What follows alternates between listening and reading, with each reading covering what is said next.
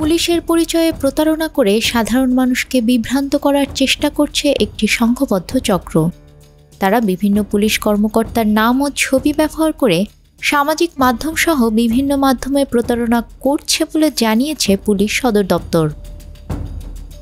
রোববার দুপুরে পুলিশ সদর দপ্তরের সহকারী মহাপরিদর্শক media and PR Enamul Haque সাগর এ তথ্য জানিয়েছেন। তিনি জানান, সম্প্রতি প্রতারকদের বিরুদ্ধে বেশ কিছু অভিযোগ পাওয়া গেছে। এসব প্রতারক নিজেদের পুলিশ সদস্য হিসেবে পরিচয় দিয়ে মানুষকে বিভ্রান্ত করছে। কখনো পুলিশ কর্মকর্তার পরিচয়ে এই ঈদে জামা জুতো অ্যাকসেসরিজের ডিসকাউন্ট ফোন করছে, আবার কখনো সামাজিক মাধ্যমে তাদের ছবি ও নাম ব্যবহার করছে। এআইজি এনামুল হক বলেন, সাধারণ মানুষকে অনুরোধ করছি, কেউ যদি পুলিশের পরিচয়ে সন্দেহজনকভাবে কোনো বার্তা বা ফোন পান তাহলে সেটি যাচাই করে দেখুন।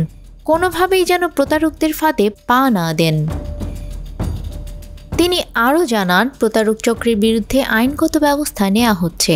এ বিষয়ে পুলিশের তদন্ত অব্যাহত রয়েছে।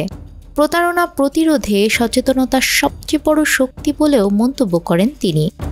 পুলিশ সদর দপ্তর থেকে সবাইকে সতর্ক থাকার পাশাপাশি এমন প্রতারণার শিকার হলে তাৎক্ষণিকভাবে নিকটস্থ থানায় যোগাযোগ করার আহ্বান জানানো হয়েছে।